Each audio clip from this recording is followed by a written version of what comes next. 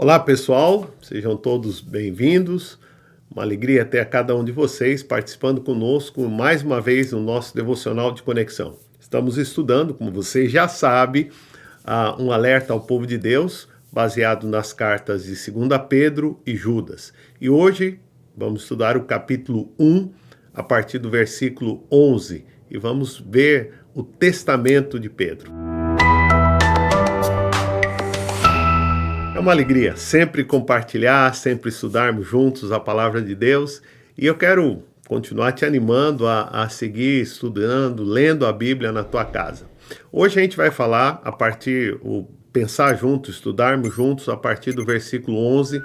A semana passada a gente teve a oportunidade, o nosso estudo passado, a gente teve a oportunidade de ver a maneira como Pedro descreve que tudo que nós necessitamos, Deus nos dá, através do seu Espírito Santo, nos dá todas as condições, desde a fé até o amor, passando pelas virtudes, pela perseverança e todas as virtudes que falamos no estudo passado.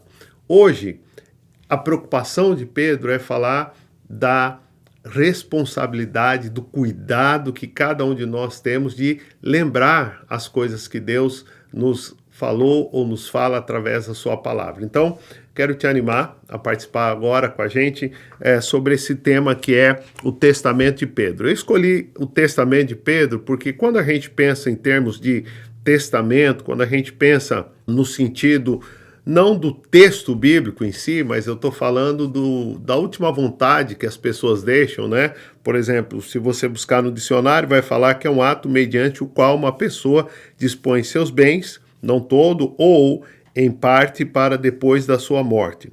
Também um documento comprovatório desse ato, ou seja, é o último desejo da pessoa, ou falando dos últimos desejos da pessoa. E no caso de Pedro, Pedro está já praticamente ao final da sua vida, lembrando das palavras de Jesus, que ele iria morrer velho, idade avançada, que não seria feito segundo a sua vontade, a vontade dele, mas que ele seria guiado pelas pessoas. E é interessante que Pedro, o mais certo é que já estava chegando esse momento da sua morte. A gente sabe pela história, isso não está na Bíblia, a gente sabe pela história que Pedro foi crucificado de cabeça para baixo, porque ele dizia que não era digno de morrer segundo ou igual ao seu mestre, né? Então, Pedro vai dar o que a gente chama de um testamento. E alguns estudiosos, alguns teólogos, veem nos textos que vamos estudar agora, algo bem interessante, que é algumas características desse testamento. A previsão da morte. A gente encontra nesse texto uma profecia de crise futura, de sofrimentos futuros, exortação para a virtude, para o compromisso, tudo que ele tinha falado antes no capítulo 1, a partir do versículo 4, exortações à ordem e um legado do autor. Basicamente, se você olhar os comentários de testamentos que as pessoas deixam, existem essas características que nós chamamos de testamento, as últimas vontades das pessoas. Então, tenho aqui um esboço para você, para te ajudar a pensar um pouco, né? A gente vai, na verdade, conectar a partir do versículo 12, eu disse 11, mas na verdade, versículo 12, que o estudo passado a gente foi até o versículo 11, e ele fala do propósito, né? Aqui você tem um lembrete, né, do que ele queria que os seus destinatários lembrassem, a fonte desse lembrete, né? Então, o que acontece? É muito interessante a gente pensar que, às vezes, as pessoas se esquecem da importância do estudo bíblico, a importância da leitura bíblica, a importância de você ter atenção ao que é ensinado, porque às vezes muitas pessoas vão para a igreja, escutam o que o pastor fala e saem dali e já se esqueceram, né? Ou às vezes o que acontece? A pessoa vai à igreja, estuda ou ouve a pregação e é como se a vida dela terminasse no domingo à noite, a vida de crente, a vida de igreja, e começasse a vida secular. Então, quando existe essa dicotomia, ou seja, eu tenho uma vida que é uma vida espiritual e uma outra vida que é secular, isso não funciona. A gente tem uma só vida, né, como cristãos. E o que acontece? Recordar ou lembrar da palavra de Deus é muito importante. Observe algumas coisas que ele fala, eu não vou ler todo o texto, mas algumas coisas para a gente pensar e alguns pontos especificamente onde ele fala da lembrança, faz como esse testamento para que seja recordado. Observe comigo o versículo 12, né? Começando aqui no versículo 12. O propósito que ele tinha para esse testamento. Versículo 12. Por isso, sempre terei o cuidado de lembrar-lhes estas coisas, né? Ou seja, ele sabia que essa era uma tarefa, era um trabalho que ele deveria fazer. Sempre terei o cuidado. E quando ele fala em cuidado, ele está falando de uma perspectiva pastoral, ok? Mais para frente a gente vai ver que esse era uma preocupação que tinha Pedro, né, de cuidar, de pastorear. E isso o próprio Jesus disse para ele, olha, se você me ama, então cuida, apacenta minhas ovelhas, né? E aqui a nossa palavra-chave de hoje, que é a palavra lembrar, né? Ou seja, ele sabia que o trabalho dele era lembrar, recordar, todas essas coisas. Que coisa que ele está falando? Tudo que a gente viu em 1 Pedro, né, que a gente estudou no nosso estudo passado, ok? Principalmente tudo que está desde o versículo 4 até o versículo 11. Então, todas essas coisas, tudo que Deus fez, tudo que Deus nos deu, é importante lembrar. E olha como ele fala no versículo 13. Eu considero importante, enquanto estiver no tabernáculo desse corpo, ou seja, enquanto estiver vivo, despertar, e aqui outra vez a nossa palavra que é fundamental, a memória, ok? Despertar a memória, a lembrança, recordar, ok? Então, é muito importante para ele nesse momento, e observe que Pedro aqui está falando enquanto ele estiver nesse corpo, ou seja, ele está falando já, né, esse tabernáculo, desse corpo, ele está falando que já está se aproximando o dia da sua morte. Então, a preocupação que ele tinha era que tudo que foi compartilhado estivesse presente na vida daqueles discípulos de Jesus, ok? Depois da minha partida, ou seja, depois da minha morte, vocês sejam sempre capazes, e outra vez de quê? Lembrar-se dessas coisas, ok? Então, eu lembro que uma vez, ou um tempo, que a gente estava participando de um seminário, alguém disse algo bem interessante. É muito melhor você ter um lápis curto que uma memória longa, né? Ou seja, é muito melhor você trabalhar em anotar, ler 1, 2, 3, 4 vezes, quanto seja necessário, ou seja, que a sua mente seja alimentada com a palavra de Deus, com as promessas de Deus, porque é isso que vai te sustentar, é isso que vai manter a tua vida. E aí ele fala dessa lembrança, ou desse lembrete que ele está deixando, essa recordação que ele quer e deseja que seus ouvintes tenham, que é o nosso segundo ponto, né? E aí ele vai dizer assim: quando lhes falamos a respeito do poder e da vinda do nosso Senhor Jesus Cristo. Então aqui tem um aspecto escatológico, né? Porque ele fala que ele pregou, falou, ensinou a respeito do poder. De quem? E olha, outra vez, aquilo que a gente tem falado. Um falso profeta, um falso pastor, um falso apóstolo, ele centra nele. Mas observe aqui, falando do nosso Senhor Jesus Cristo, ok? Nosso Senhor Jesus Cristo. E observe que aqui o elemento que é escatológico, ok? Qual é o elemento escatológico? Ele fala da vinda do Senhor. Joel, que é isso aí de escatológico, né? Escatológico é o estudo, ou escatologia é o estudo das coisas que acontecerão, ou das coisas vindouras, né? As coisas que estão por acontecer. E uma das coisas que todo crente deveria esperar é a vinda do Senhor Jesus Cristo. Okay? Então isso era importante, que os crentes recordassem, lembrassem da vinda do Senhor Jesus Cristo. Ele recebeu, ele quem?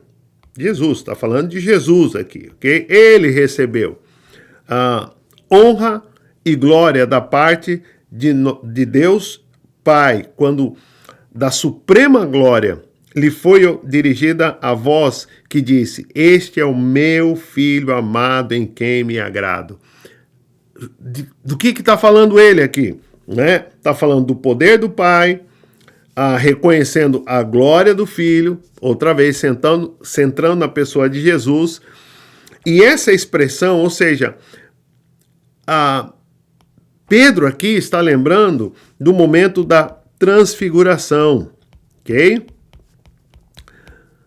Ok? Quando ele estava juntamente com Tiago e João no momento da transfiguração, que eles viram um pouco da glória de Deus em Jesus Cristo. E aqui, esse é um ponto muito interessante. Imagina que Pedro teve uma experiência que é transcendente. Ou seja, ele viu toda a manifestação da glória, ou tudo que um humano podia suportar ver, da glória de Deus, no Monte da Transfiguração, ouviu a voz de Deus, a manifestação do poder de Deus. Mas observe o ponto que ele está chamando a atenção. Não é que ele, Pedro, viu, que ele, Pedro, o homem, não. Ele está falando a glória de Deus, a manifestação do poder de Jesus. Ele centra a sua visão em Jesus Cristo, uma visão cristocêntrica. E aí, versículo 18, ok? Nós, e ele vai confirmar, nós, ou seja, de quem ele está falando, estava com ele João, estava com ele Tiago, ok? Nós mesmo ouvimos essa voz dos céus. E essa voz, ele sabe de quem é, né? Essa voz dos céus, quando estarmos com ele no Monte Santo. Então, ele está falando, ele aqui é Jesus, claro, né? E a voz do céu que ouviu era a voz de Deus, a voz do Pai, ok? João presente, Tiago presente, Pedro presente, mas o mais importante não era que eles estavam ali, o mais importante era a experiência de ouvir a voz de Deus, era a experiência de reconhecer a glória de Jesus Cristo. Então ele fala, assim temos ainda mais firme a palavra de quem? Dos profetas. E vocês farão bem se a ela prestarem atenção. E aqui é onde eu quero chamar a sua atenção. Observe. Assim temos ainda mais a experiência, a revelação, não, ainda mais a firme, ok? Ainda mais firme a palavra dos profetas. Do que ele está falando? Está falando da Escritura, ok? E, nesse momento, do Antigo Testamento. E para nós, Antigo e Novo Testamento. Em outras palavras, do que ele está falando aqui? Está falando da Bíblia, da revelação de Deus, ok? A revelação de Deus. Ok? Ok, Joel, e o que significa isso? Significa que a experiência nunca vai ser mais importante do que a palavra de Deus. Como assim? Não, exatamente isso. A experiência nunca pode ser mais importante que a palavra de Deus. Ainda que foi essa experiência, mas observe, ele fala, o que vocês precisam prestar atenção? Na palavra de Deus. O que vocês precisam recordar? A palavra de Deus.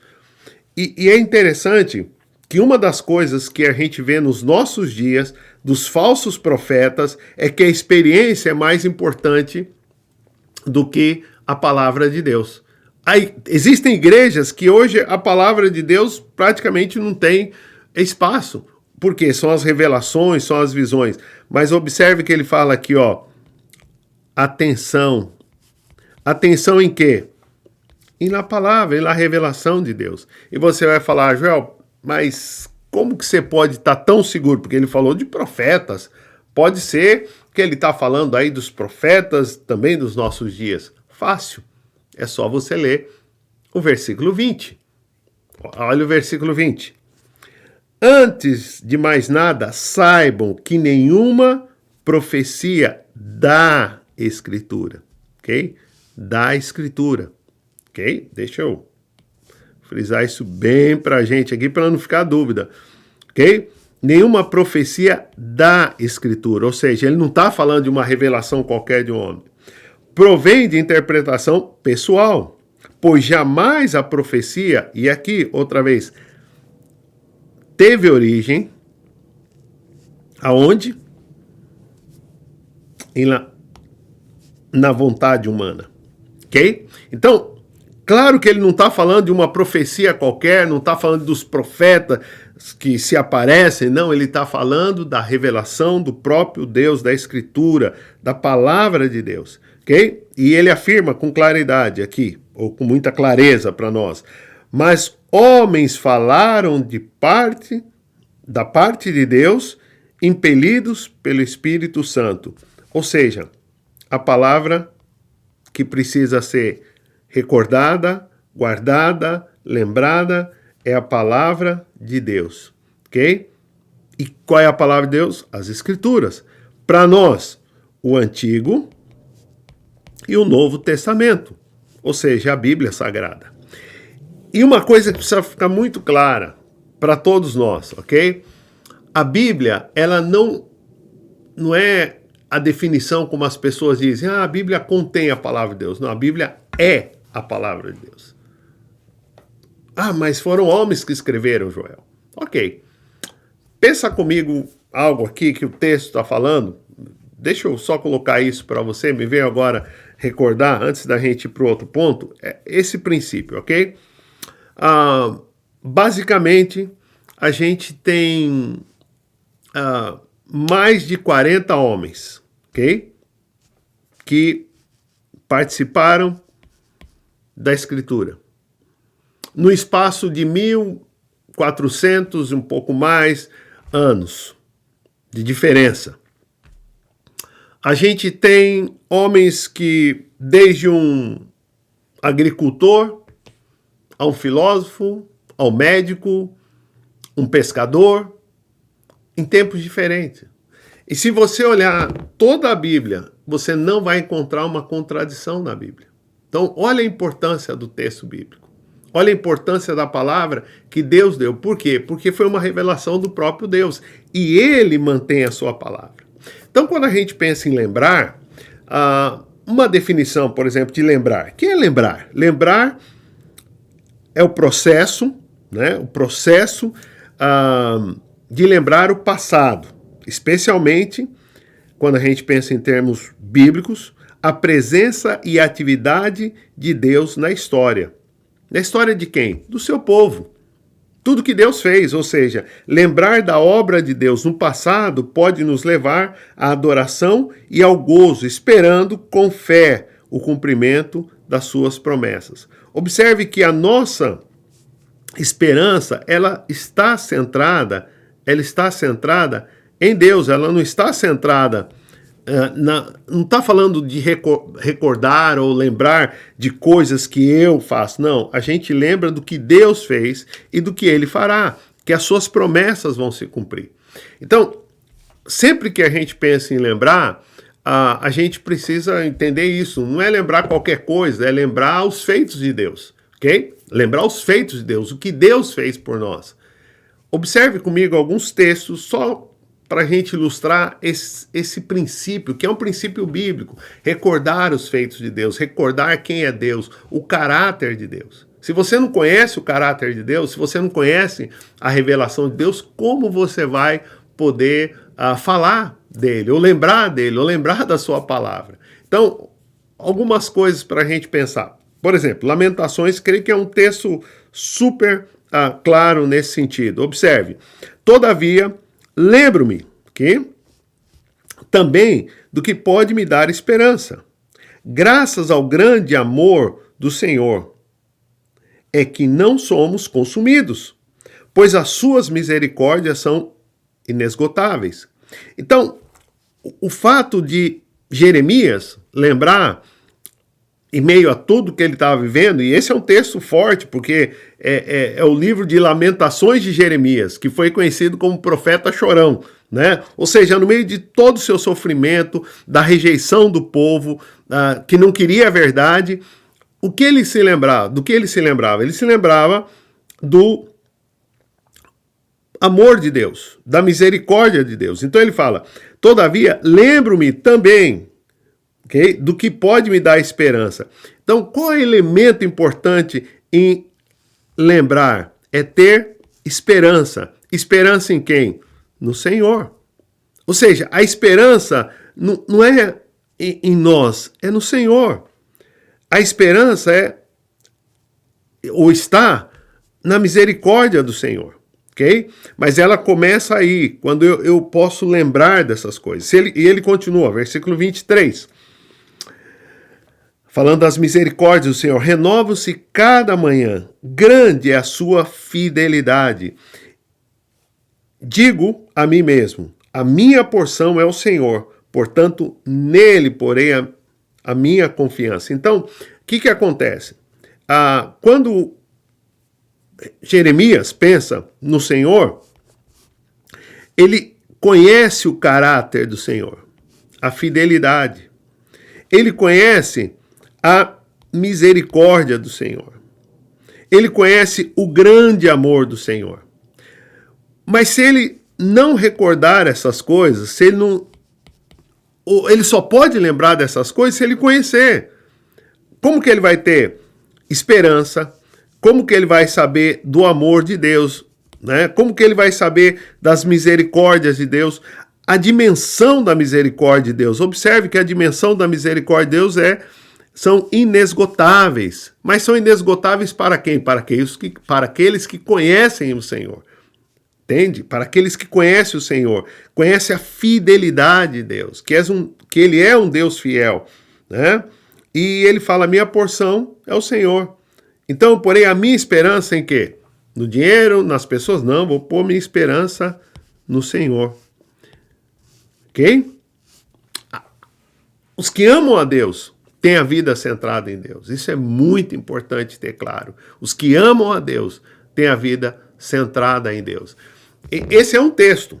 Agora, vamos a um texto de João, onde o próprio Jesus nos ensina sobre a importância de lembrar, de recordar as suas palavras. E observe agora a dimensão que João expressou através, claro, a palavra de Jesus, mas a dimensão desse confiar no Senhor, a dimensão de lembrar das promessas do Senhor. E isso continua ligado ao quanto eu amo o Senhor, o quanto eu conheço o Senhor. E João era um dos que estavam no momento da transfiguração, que foi uma manifestação tremenda de poder, mas a palavra é mais importante que a experiência. Observe comigo. Respondeu Jesus, se alguém me ama, ok? Que é Jesus falando, ok? Se alguém me ama, obedecerá a minha palavra, ok? Meu Pai o amará. Nós viremos a ele e faremos morada nele.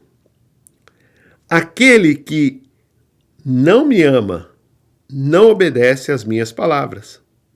Estas palavras que vocês estão ouvindo não são minhas, são do meu Pai que me enviou. Uau! Então, vamos voltar aqui algumas coisas importantes.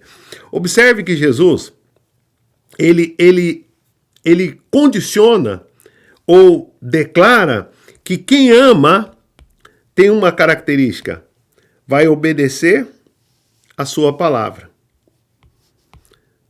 Aqui ele não está falando que vai ter uma experiência, que vai ser... Não, vai obedecer. Uma característica das pessoas que nasceram de novo é obedecer a palavra de Deus. E ter a palavra de Deus como a guia da sua vida, ou guia da sua vida. Ok? E ele fala, o meu Pai o amará. Ok? E nós viremos a ele. E observe, guarde essa expressão aqui. Ok? Quando ele fala, viremos a ele e faremos morada. Ok? Aqui a gente está falando de Jesus, o Filho, e a gente está falando do Pai. O Pai e o Filho, faremos morada, ok? Nele. Mas aí ele faz uma comparação, ok? O que não me ama. E como eu sei que uma pessoa não ama a Deus? Por quê? Porque não obedece.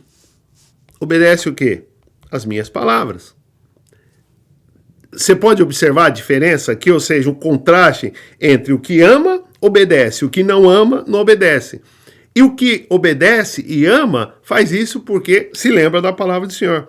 E essas palavras que vocês estão ouvindo não são minhas, são do meu Pai. E, de novo, aqui falando de uma das pessoas da Trindade, ok? A gente tem aqui o Filho, ok? E o Pai. Ok? Que é uma coisa interessante. Você sabe que a palavra trindade não está na Bíblia. A palavra trindade não está na Bíblia, ok? Mas a gente vê a manifestação da trindade, o Pai, o Filho e o Espírito Santo. E nesse texto que a gente está lendo vai ficar muito claro isso, ok?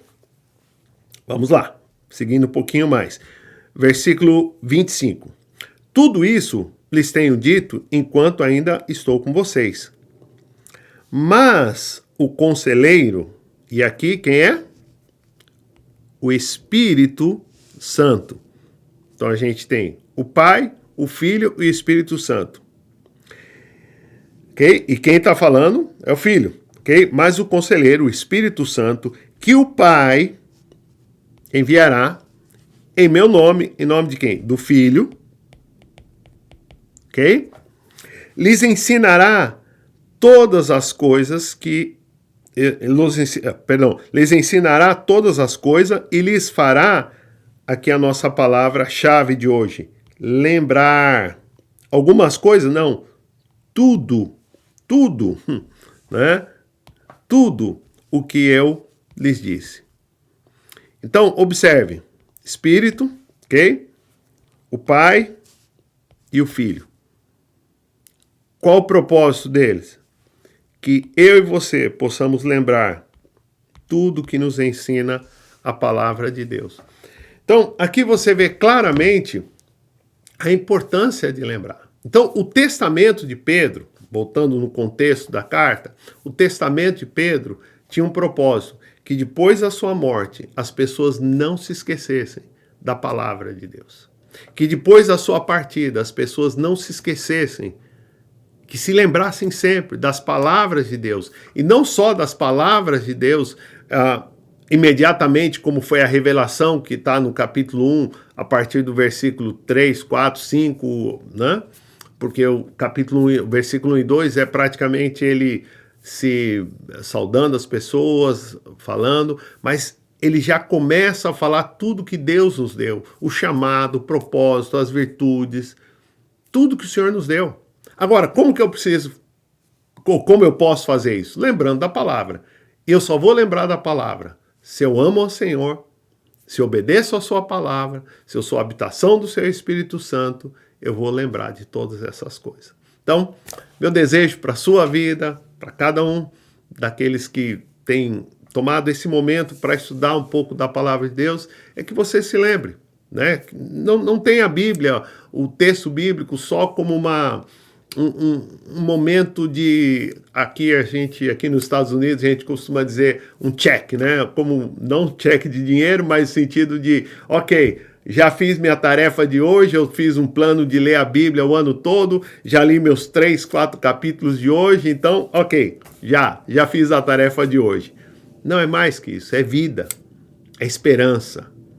E o Espírito Santo que habita em nós, ele nos faz lembrar tudo que o Senhor nos ensinou. O Espírito Santo que habita em nós revela a vontade de Deus. Então é muito importante. Não só ler, não só fazer por obrigação, mas que você o faça reconhecendo que você está estudando os atributos de Deus, a revelação de Deus. Se o Senhor nos permite, nosso próximo estudo vamos começar o capítulo 2. E esse capítulo 2 tem coisas muito, muito importantes para a nossa vida. Que Deus te abençoe, que Deus te guarde e quero te animar uma vez mais. Se você ainda não se inscreveu no canal, se inscreva no canal e compartilhe com as pessoas que você conhece. Deus te abençoe e até o nosso próximo estudo.